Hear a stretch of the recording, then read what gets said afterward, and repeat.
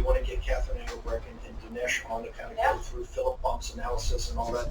But for you, you came up through the media. And you were the star, one of the 2 or 3 big stars over at One American News, which obviously became a favorite to this audience. You got Fox, you got Newsmax, and you got One America. And I'm kind of hearing crickets on not just Rick 2020, but particularly 2,000 Mules, and particularly Catherine Engelbrecht and True the Votes, both their videos around the ballot boxes and particularly the data. So Christina, you're, I think, probably the top expert in this.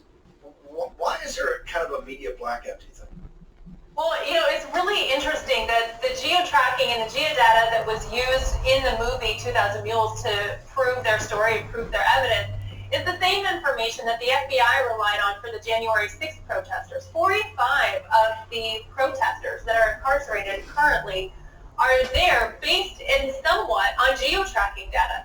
So it's really hypocritical that supposedly it's okay and very thorough to use this data for conservatives who are protesting on January 6th.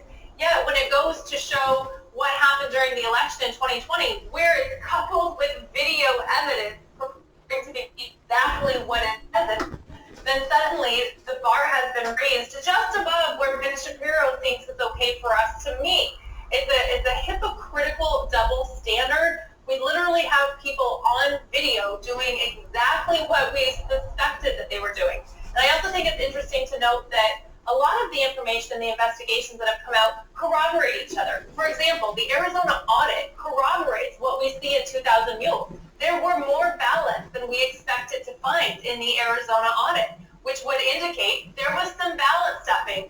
And we know that the voter rolls in Wisconsin have been overloaded, which would lend itself to this ballot stuffing operation, because they have to have a loaded voter roll in order for those ballots to actually get counted, because they have to be assigned to a legal voter, meaning someone who's on the voter roll. So all of these investigations that are coming out corroborate each other, and they're all different pieces of the puzzle. But yet somehow I don't understand why the media, especially even somewhat of the conservative media, would come out and raise the bar on ourselves. It's like pulling the chair out from under us right as we're about to sit down, saying, look, we've proven our case.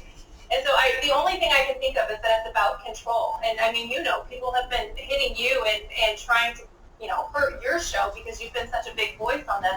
But I just think it's the swamp being swampy, and people who are known in the media and have been known in the media for a while are really frustrated that there are new Americans stepping up to say, hey, you know what, we're not buying the narrative anymore. We're not buying the lies that the swamp has been telling us, whether it's the media, whether it's politicians, whether it's state and they're all buying for their own benefit. And I think it's quite telling that this is an issue of elections and election insecurity, and yet the people who were elected are refusing to acknowledge the problem. I think to say it's hypocritical is a vast understatement, and it absolutely needs to be investigated by law enforcement. Clearly the law enforcement we have isn't willing to do anything about it at the moment, so we will have to replace them and put people in who actually will do something.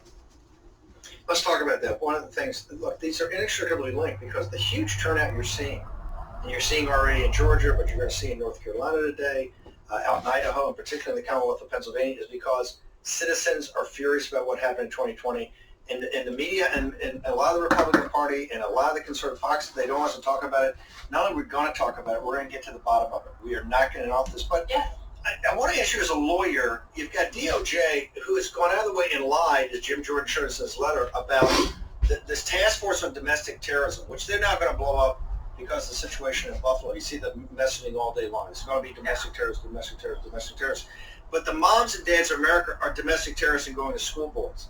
At the same time, they sent the letter out to Arizona, which you covered, and people forget that Christina, I don't know if they forget, but she was the lead reporter out there for months and months and months in that heat, basically a year ago.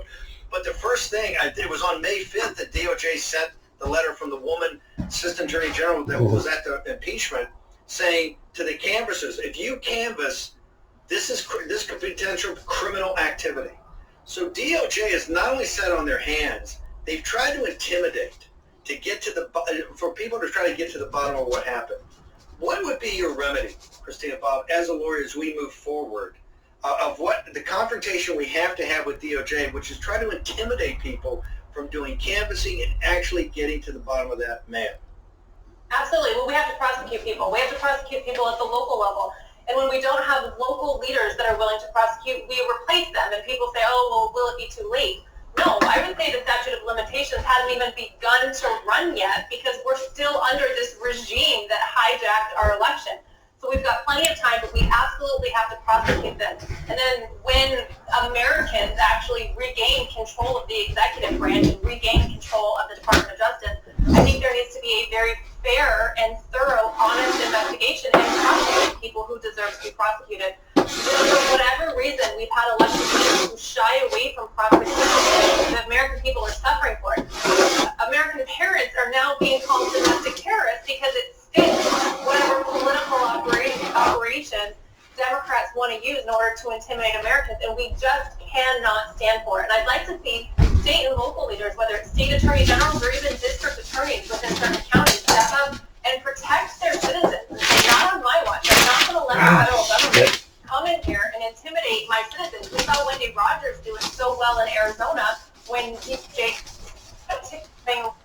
that they might try to step in during the Arizona audit and seize those ballots.